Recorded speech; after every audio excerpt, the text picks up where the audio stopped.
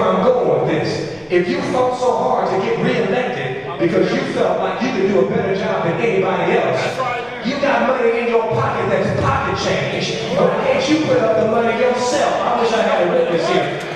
Why cut jobs? Why cut education? If you think you can do such a great job, reach down into your billionaire pocket and pull out some money.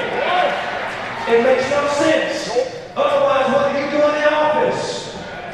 We got to understand what's going on. Education is being cut. Music programs, art has been cut out of children's curriculums. Do you know what that's doing to our young black children? Do you know that we are some of the most creative beings on this planet?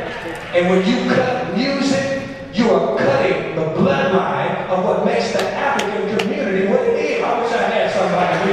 When you cut arts out of school, when you cut education, we already start with our starting blocks further back than anybody else. There's already an achievement gap. That cut is not by accident.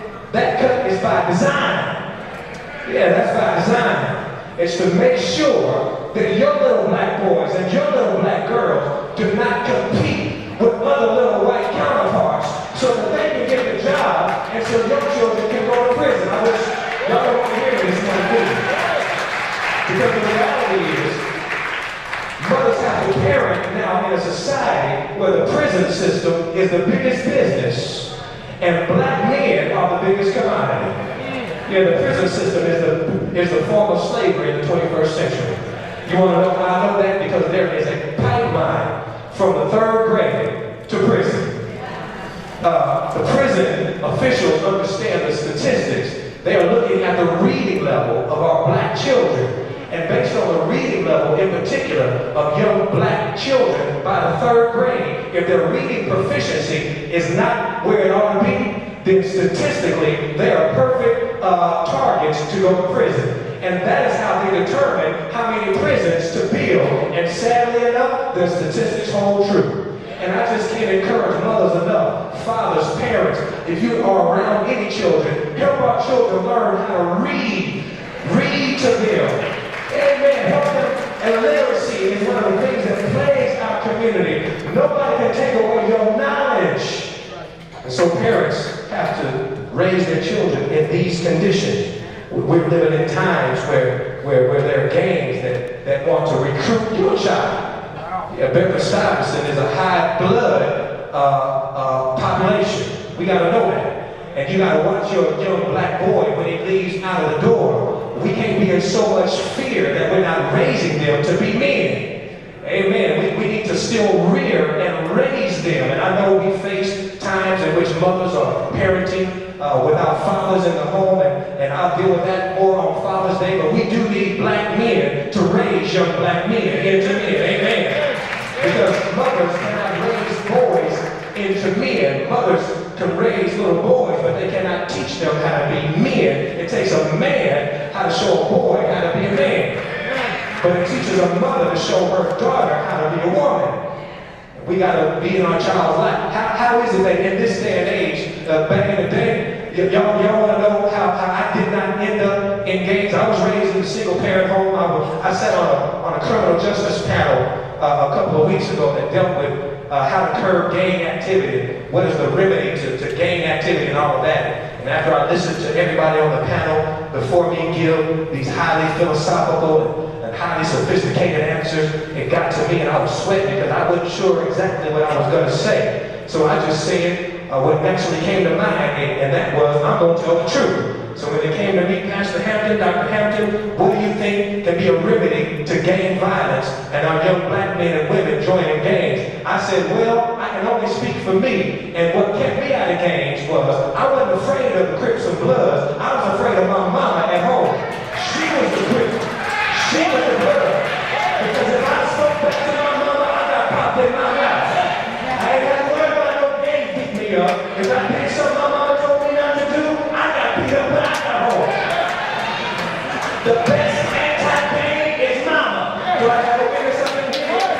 The best anti-drug is mama. Mamas, take your children, snatch them by the collar if you have to. Tell young men, pick up your socks off the floor.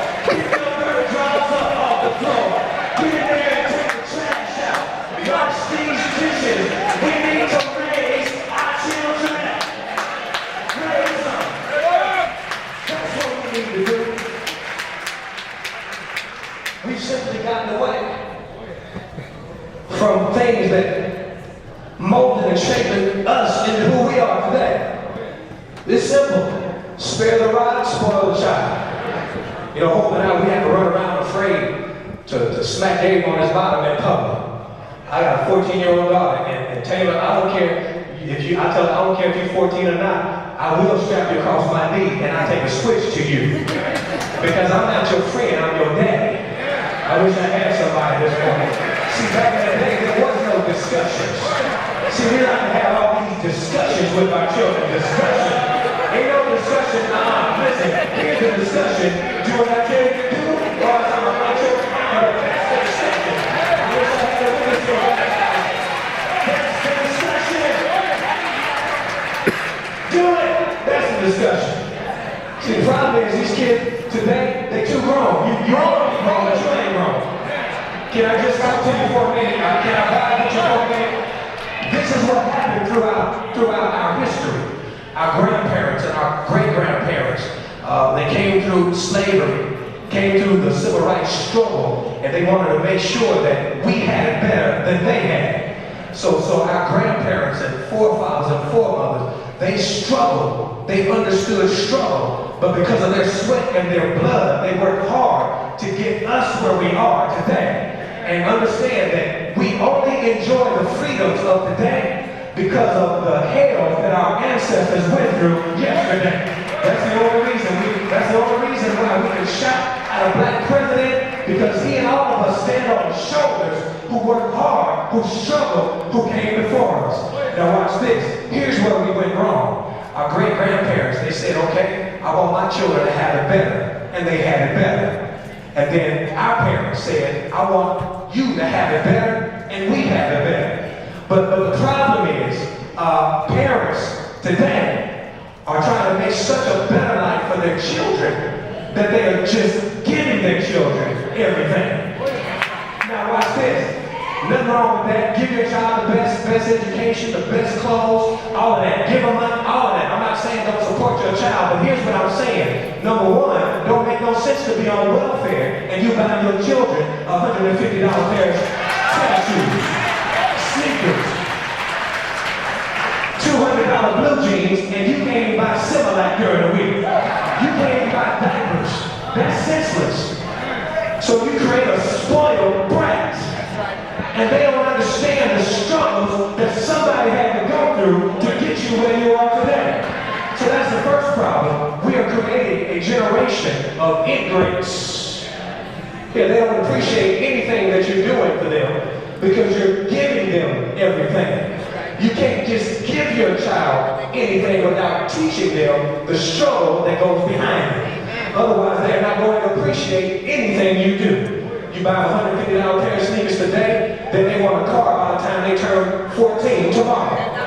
Yeah, Gabriel, our son, ain't but he'll be 5 next month. He and Taylor like to watch Sweet 16. And then we watch it because it's fun to watch. But on my Sweet 16, that's a show about a bunch of spoiled rich kids whose parents, I don't know what they do, but they make all this money and they spend, I think the limit is you got to at least spend $200,000 or $300,000 on the Sweet 16 birthday card. So some of these kids are getting cars and they're getting just extravagant gifts.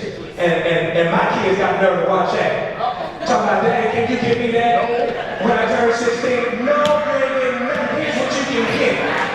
When you get out and you pay your own rent, you can get it. And I wish I had somebody. When you get out and when you pay your own rent bills, you can get it. When you pay your own gas bill, you can get it. When you can afford to drive a car, pay the insurance and the car payment, you can get it. Don't come to me for